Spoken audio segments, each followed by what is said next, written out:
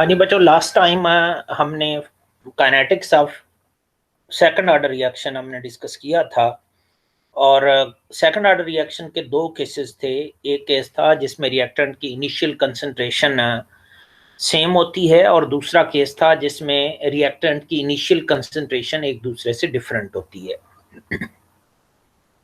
आज से हम थर्ड ऑर्डर रिएक्शन की काइनेटिक्स को डिस्कस करना शुरू करेंगे।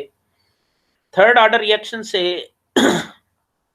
मुराद ये है कि रेट लॉ एक्सप्रेशन में अगर रिएक्टेंट की अवेलेबल कंसंट्रेशन के एक्सपोनेंट का जो सम है वो अगर 3 हो, तो फिर हम कहते हैं कि ये थर्ड ऑर्डर रिएक्शन है। थर्ड ऑर्डर रिएक्शन के 4 पॉसिबल केसेस हैं जो आपके सिलेबस का हिस्सा हैं। उनको वन बाय वन हम डिस्कस करेंगे। जिसमें से पहला केस ये है कि हम सपोज करते हैं कि हमारे पास ए, बी और सी कोई रिएक्टेंट हैं और ये प्रोडक्ट में कन्वर्ट हो रहे हैं, और ए, बी और सी तीन डिफरेंट रिएक्टेंट हैं और प्रोडक्ट पी में जा रहे हैं। हम सपोज करते हैं कि टाइम टी जीरो पर ए की इनिशियल कंसंट्रेशन स्मॉल ए है, बी की इनिशियल कंसंट्रेशन स्मॉल ए है और सी की इनिशियल कंसंट्रेशन भी स्मॉल ए है। यानी तमाम रिएक्टेंट की जो इनिशियल कंसंट्रेशन है वो सेम है। एक और पॉसिबिलिटी ये हो सकती है कि इन रिएक्टेंट की इनिशियल कंसंट्रेशन एक दूसरे से डिफरेंट हो। एक ये भी पॉसिबिलिटी हो सकती है कि कोई से दो रिएक्टेंट की इनिशियल कंसंट्रेशन सेम हो जबकि थर्ड वन की डिफरेंट हो। और एक फोर्थ पॉसिबिलिटी ये हो सकती है कि सिर्फ दो रिएक्टेंट ही रिएक्शन में इन्वॉल्व हों, लेकिन ऑर्डर ऑफ रिएक्शन एक रिएक्टेंट के लिहाज से 2 हो जबकि दूसरे रिएक्टेंट के लिहाज से ऑर्डर ऑफ रिएक्शन 1 हो, तो भी थर्ड ऑर्डर रिएक्शन का केस होगा। यानी ये 4 पॉसिबल केसेस हैं जिनको वन बाय वन हम डिस्कस करने जा रहे हैं। तो जो सबसे पहला केस है वो ये है कि ए, बी और सी कोई रिएक्टेंट हैं और ये प्रोडक्ट में जा रहे हैं और सबकी इनिशियल कंसंट्रेशन सेम है। टाइम टी जीरो पर हम सपोज करते हैं कि ए की इनिशियल कंसंट्रेशन ए, बी की ए और सी की भी ए है। तो जैसे रिएक्शन प्रोग्रेस करेगा तो ए, बी और सी तीनों रिएक्टेंट की कंसंट्रेशन कम होगी।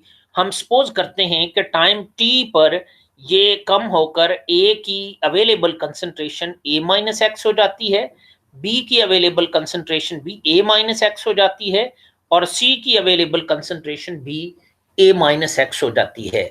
जबकि रिएक्टेंट की वो कंसंट्रेशन जो प्रोडक्ट में कन्वर्ट हुई है वो at any time T x हो जाती है। तो चूंकि ये थर्ड ऑर्डर रिएक्शन है, इसके लिए अगर हम रेट लॉ एक्सप्रेशन लिखें तो हम लिखेंगे rate will be equal to A rate constant and available concentration of A into available concentration of B into available concentration of C. ये D X over D T ये rate of reaction है in term of rate of formation of product, जबकि k third order rate constant है, A available concentration of A है, B available concentration of reactant B है और C available concentration of reactant सी है at any time T. आप देखें कि ए की पावर भी 1 है, बी की पावर भी 1 है और सी की पावर भी 1 है। यानी 1 प्लस 1 प्लस 1 ओवरऑल ये 3 है। यानी ये थर्ड ऑर्डर रिएक्शन है।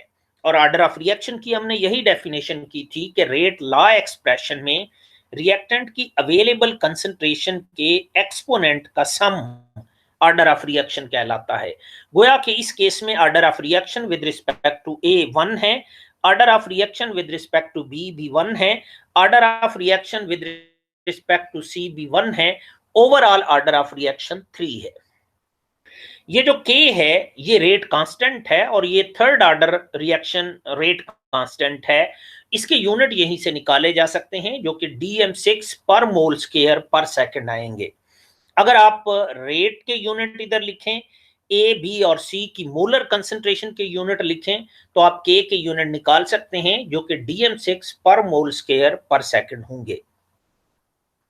इस के बारे में मैंने आपको बताया था कि ये टेम्परेचर डिपेंडेंट होता है।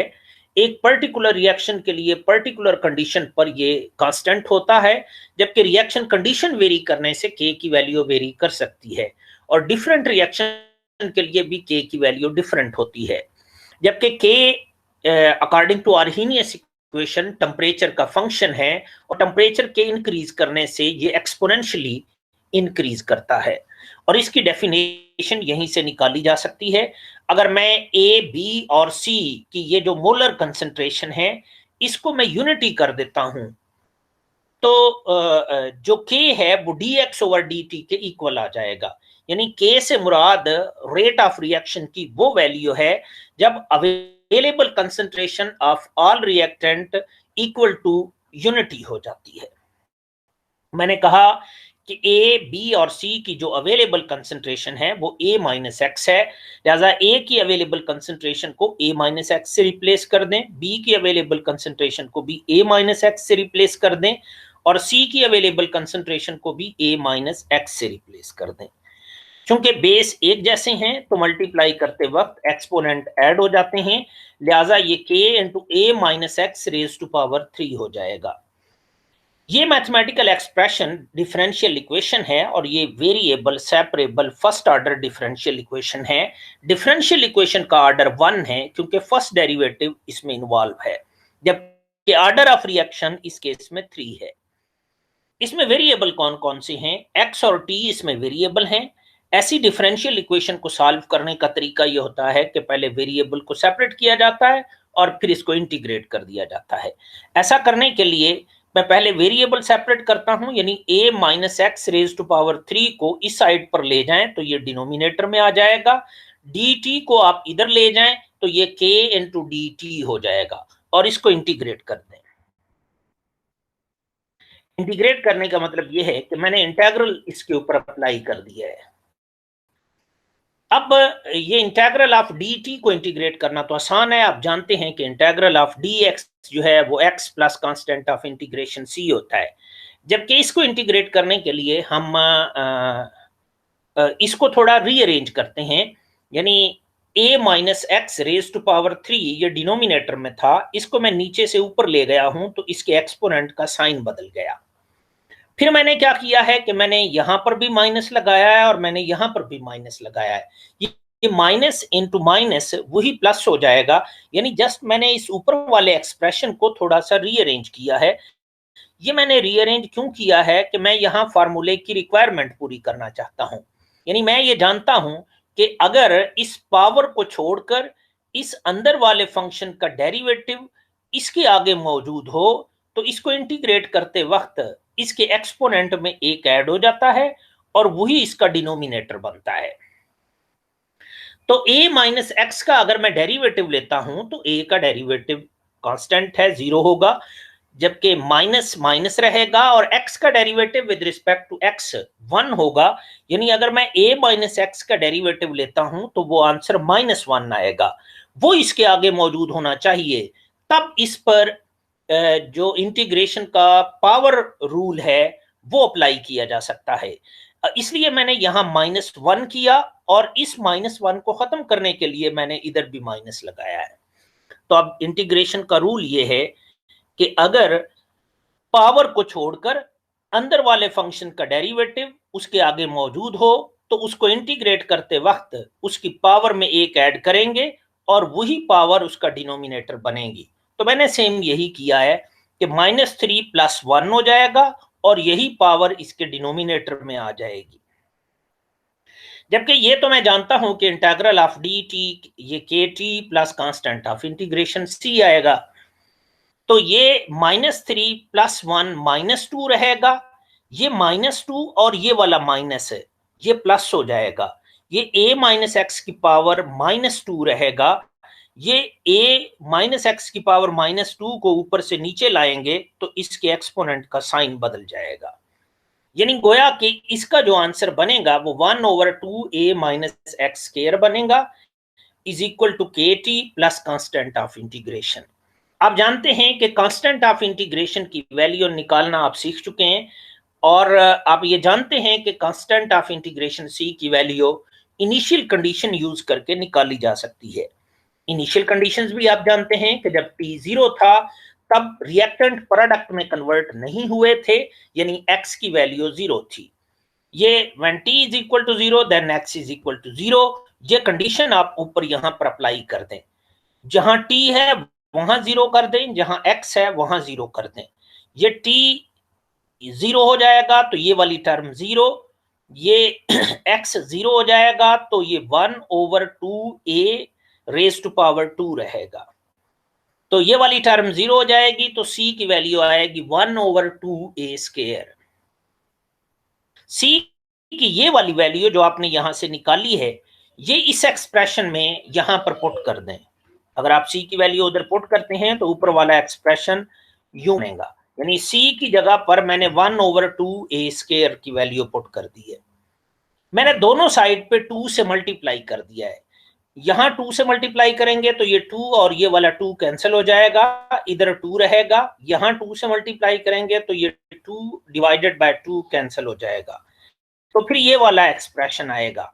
इस एक्सप्रेशन को आप जरा गौर से देखें तो ये एक लीनियर फंक्शन है, और ये मैंने आपको बताया था कि लीनियर फंक्शन दो किस्म के हो सकते हैं, या y is equal to M X हो सकता है, या y is equal to M x plus C हो सकता है। तो इसको जरा आप गौर से देखें तो ये y is equal to M x plus c type expression है, यानी ये जो 1/a-x² है ये डिपेंडेंट वेरिएबल y है, ये जो t है ये इंडिपेंडेंट वेरिएबल x है, और ये 1/a² ये इंटरसेप्ट है यानी c है। तो ये y is equal to M x plus c type expression है। अगर मैं 1/a-x² को as a function of t plot करता हूं तो उस प्लॉट की स्लोप से k की वैल्यू निकाली जा सकती है, जबकि उसके इंटरसेप्ट से कंसंट्रेशन ऑफ रिएक्टेंट यानी स्मॉल a की वैल्यू निकाली जा सकती है। तो ये 1/a-x² versus t straight line होगा, इंटरसेप्ट फॉर्म में होगा, और इसकी स्लोप से k की वैल्यू निकाली जा सकेगी, जबकि इसके इंटरसेप्ट से इनिशियल कंसंट्रेशन की वैल्यू निकाली जा सकती है। मैं दरअसल इस वाले एक्सप्रेशन को, यानी ये जो y is equal to M x plus c type expression है, इसको रीअरेंज करना चाहता हूं in the form of equation of straight line passing through the origin, यानी मैं इसे रीअरेंज करके y is equal to M x की फॉर्म में लाना चाहता हूं, जिसके लिए मैंने 1/a² को इस वाली साइड से मैं इस तरफ ले गया हूं तो ये माइनस हो जाएगा। तो ये 1/2a-x² minus 1/2a² is equal to kt हो जाएगा। इसका आप एलसीएम ले लें, एलसीएम लेंगे तो ये वाली दोनों वैल्यूज इसके डिनोमिनेटर में आ जाएंगी, और इसको आप सिंप्लीफाई करेंगे तो इसको सिंप्लीफाई करेंगे तो ये a² minus x² plus 2ax आएगा। इसको आप जस्ट एलसीएम को सॉल्व कर लें, अगर फिर भी सॉल्व नहीं होता तो मैं ये स्टेप आपको सॉल्व करके अलग से भेज दूंगा। तो इसको आप सिंप्लीफाई करें, ये a² माइनस a², ये प्लस का है ये माइनस का है, ये कैंसिल आउट हो जाएगा, इधर माइनस x² प्लस 2ax रहेगा। यहां से x आप कॉमन ले लें तो ये 2a minus x into x divided by a minus x² is equal to ये जो 2a² है इसको मैं दूसरी तरफ ले गया हूं इंटू के t हो जाएगा।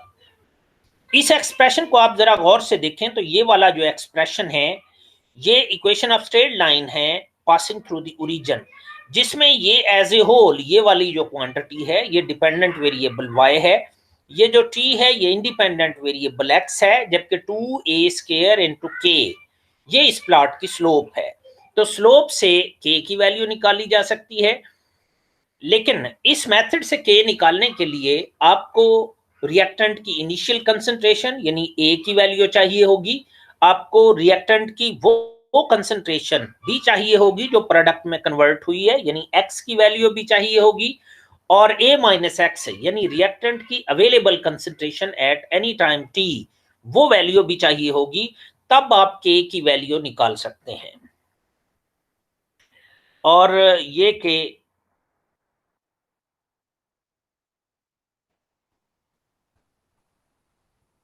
अगर आप x into two a minus x over a minus x square को वर्सेस t प्लॉट करें तो ये जो टू ए स्केयर इंटू के है ये स्लोप के इक्वल आएगा।